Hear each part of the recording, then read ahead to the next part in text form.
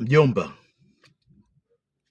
umaskini wetu mjomba, tusisingizie serikali, kwa sababu serikali hii ambayo tupo, wapo watu humu lakini wako vizuri. Kwa hiyo umasikini usisingizie serikali, umaskini usisingizie mshahara mdogo unaopata.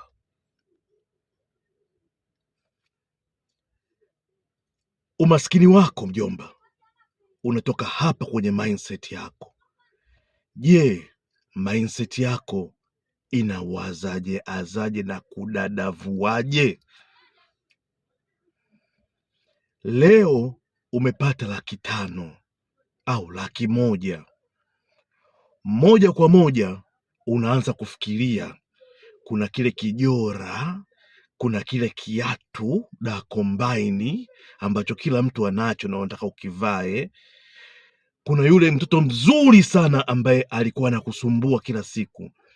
Basi ukiipata ile 100,000 au ile 500,000, ni mbio unakimbilia kwenda kumng'oa au unakimbilia kwenda kununua vile vitu, wakati mtu aliendelea akipata hiyo 100,000 au akipata hiyo 500,000 anayefikiria ni jinsi gani ataweza kuizalisha ile 500,000 au 100,000 kuwa mara 2 mara 3 yake.